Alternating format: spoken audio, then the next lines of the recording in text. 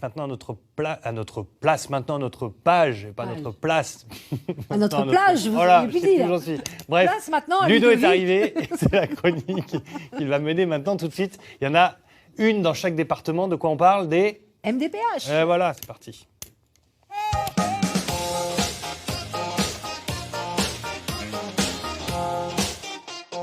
Les maisons départementales des personnes handicapées. Pour les personnes handicapées, effectivement, c'est MDPH. Bonjour Ludo. Bonjour. Merci d'être là. Vous allez nous présenter un petit peu ces maisons. Il y en a une par département. On va les découvrir dans un instant. On s'intéresse spécialement ce matin à celle du 62. Oui, puisque notre invitée est Karine Dubois, donc de la MDPH 62. Tu viens de le souligner, il y en a une par département. Alors, dans la tête des gens, on pense encore à Cotorep. Ce qu'il faut penser, c'est que depuis 2005, les Cotorep ont été remplacés par les maisons départementales de la personne handicapée. Mais voilà, c'est nombreux services indispensables pour les personnes en situation de handicap, et c'est ce qu'on va voir aujourd'hui. Bonjour Karine, merci Bonjour. d'être là. Vous êtes tout à l'heure, je tiens à m'excuser auprès du directeur ou de la directrice actuelle de la MDPH de 62. Je vous ai présenté comme étant la directrice. Non, vous vous occupez de l'emploi et de l'insertion professionnelle pour les personnes de cette maison de la personne handicapée. Avant qu'on voit un petit résumé en images, comment vous la définiriez, vous, cette maison ? Alors en fait, c'est le guichet unique des personnes pour les renseigner, les conseiller, les écouter également et puis instruire leurs droits, leurs demandes. Voilà, c'est les fonctions principales des maisons départementales. C'est un repère, c'est une balise. Voilà. Tout passe par là. Tout passe par là. De la carte d'invalidité jusqu'à l'aide, jusqu'à la reconnaissance, tout passe par la MDPH. Bon. Donc, c'est pour ça qu'ils sont souvent débordés. Oui. Et il faut être très patient. Mais voilà, si on veut bien faire les choses, il faut attendre un petit peu parce que ça nécessite beaucoup, beaucoup de travail. Allez, on voit son résumé en infographie. Voilà. Oh Léon, est-ce que je vais arriver à faire une phrase sans bafouiller? Je sais pas. On regarde ça tout de suite. Bienvenue à la MDPH du Pas-de-Calais, la maison départementale des personnes handicapées. Cette maison accueille, informe et accompagne les personnes en situation de handicap et leurs familles. Basée à Arras avec des points d'information sur les 8 territoires, elle accompagne les personnes en situation de handicap dans tous les domaines de leur vie, quel que soit leur âge et leur situation. Il en existe 107 dans toute la France. Ses missions : informer, accueillir et écouter, évaluer les besoins, attribuer les aides et assurer le suivi des décisions. Toutes les personnes handicapées peuvent faire une demande d'aide à la MDPH. Voilà, on en sait plus, c'est basique, mais ça permet de bien comprendre un petit peu le fonctionnement de cette maison. J'imagine que vous vous y retrouvez. Ah oui, totalement. Alors la spécificité de la MDPH du Pas-de-Calais, c'est qu'effectivement, comme on a un grand territoire géographique, on se déplace au plus près pour pouvoir également recevoir les personnes. Les écouter, ça veut dire ne pas forcément tout gérer depuis le siège de Arras, mais aller au plus près des personnes sur leur lieu d'habitation et pouvoir, selon leurs demandes, qu'elles soient de demandes adultes, enfants, de prestations de compensation, c'est la MDPH qui va à la rencontre des personnes. Toutes les questions auxquelles vous pouvez vous poser, que ce soit de l'accompagnement, que ce soit des aides financières ou matérielles. Tout passe. Voilà, c'est vraiment. Documents administratifs. Documents administratifs. Carte d'invalidité, carte de stationnement. Là, je vous ai sélectionné une petite photo, Ludovic, vous connaissez bien cette carte. C'est nos anciennes. C'est l'ancienne. Voilà, c'est celle l'ancienne qui carte était d'invalidité. Avant, voilà, qu'on devait renouveler. En règle générale, dans mon souvenir, c'est tous les 5 ans. Alors oui, là, il y a des petits changements Voilà. maintenant. En fait, c'est Voilà la la carte nouvelle. mobilité inclusion qui peut être accordée de manière définitive. Ce qui va Ça, c'est aussi les vous dernières permettre à évolutions. vous un soulagement au niveau à fait. administratif. Parce que je lisais des chiffres, entre 2006 et 2017, Thibault, les dossiers qui arrivent dans les maisons départementales des personnes handicapées ont été multipliés par 3, le nombre de dossiers. Mais derrière, un dossier, ça ne se traite pas en claquant des doigts. Il faut étudier toutes les pièces. Vous avez souvent un beau paquet de paperasse, Ludo. C'est ça. Et après, ça passe en commission, c'est ça, Oui, si oui, je il me y a trompe pas. plusieurs phases en fait. Il y a d'abord une équipe d'évaluation qui est constituée de professionnels, alors du point de vue médical, du point de vue professionnel, et qui va se réunir, qui va faire des propositions. Et ensuite, ça passe par la commission des droits et de l'autonomie qui, elle, prend la décision suite aux propositions de l'équipe. Donc Alors- aujourd'hui, je coupe. Vas-y. Les cartes, par exemple, vous voyez là, il y en a une, il est marquée fin de validité permanente. Vous avez aussi la même chose pour ce qui est l'allocation adulte handicapé. Elle peut Tout à aussi fait. maintenant être attribuée de manière permanente. Voilà, quand on juge que le handicap ne va pas évoluer, ne va pas aller mieux, Ouais, je d'une dirais. année sur l'autre, ça va pas. Voilà, d'une année sur l'autre. Et mais ça, déjà, ça va vous permettre de vous recentrer peut-être sur des choses. Sur d'autres choses. Par Mhm. exemple, la reconnaissance de la qualité de travailleur handicapé, c'est aussi une prestation qu'on va pouvoir accorder de manière définitive. On va se réorienter dans ce cas-là plus sur l'orientation. C'est quand la personne verra un changement dans son travail, est-ce qu'elle elle est en emploi, est-ce qu'elle est en démarche de recherche d'emploi, qu'elle va revenir vers nous. Et dès qu'il y a un changement dans sa vie professionnelle, là, on s'occupera davantage de son orientation Hmm. plutôt que de sa reconnaissance. Ludo, combien de fois vous appelez je sais pas, par an vous avez affaire à la MDPH? Alors, ça se passe pas en fait comme ça. C'est ce que je voulais dire à l'instant. C'est que la MDPH, en fait, envoie une personne chez vous Ah oui. et elle va faire en fait, en gros, un audit.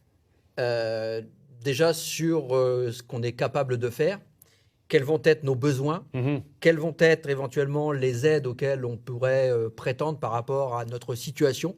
De là, comme le soulignait Karine, ça part après en commission. Et on dit voilà, on a été chez monsieur Untel. Ce monsieur a besoin d'une aide à domicile. Ce monsieur aura besoin d'une rampe d'accès. Il aura besoin Un véhicule. d'aménagement à sa salle de bain. Oui, il peut travailler. Non, il ne peut pas travailler.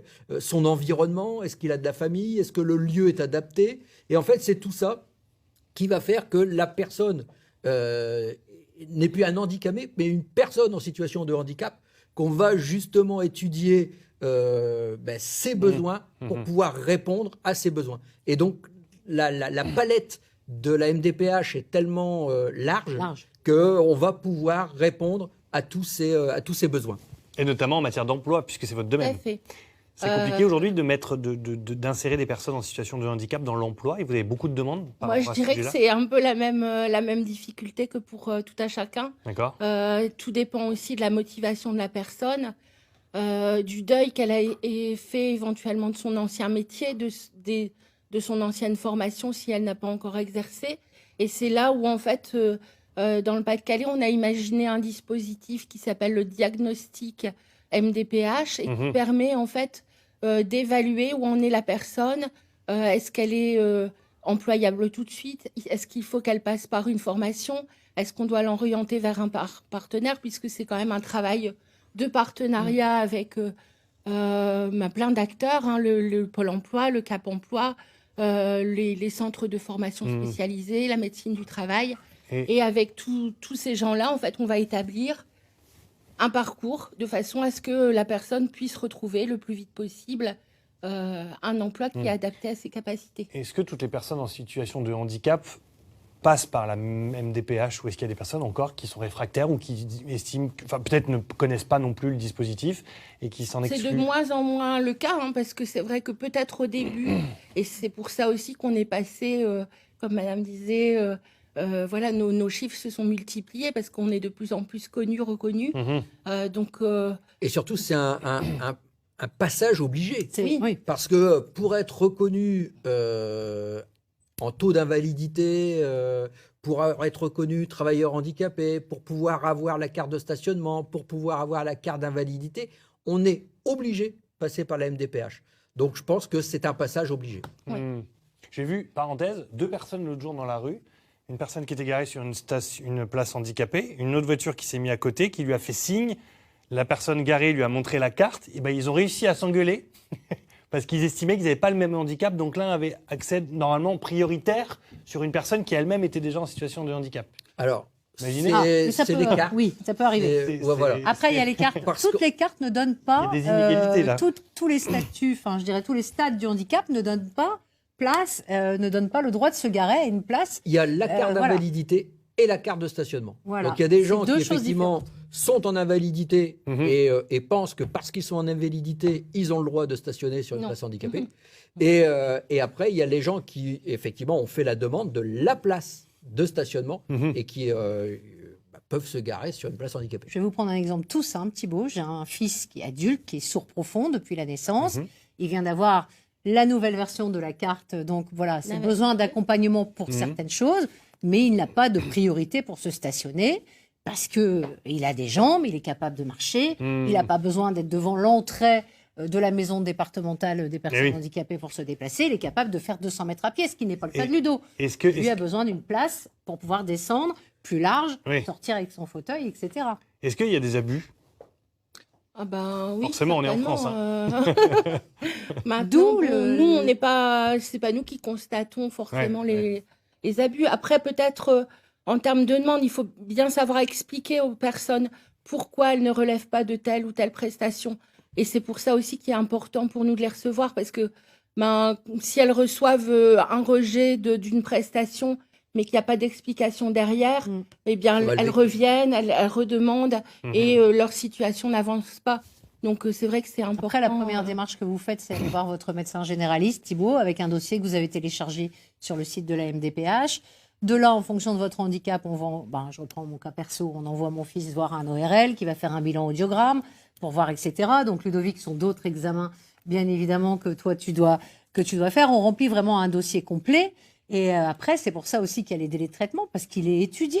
On regarde. Par exemple, si vous êtes toubib, allez, je prends Céline, c'est ma copine, je vais la voir, je dis j'aimerais bien avoir le statut de personne handicapée. Tu peux dire que j'ai un handicap, bah oui, tu as mal à l'épaule, c'est douloureux, c'est contraignant, tu peux pas.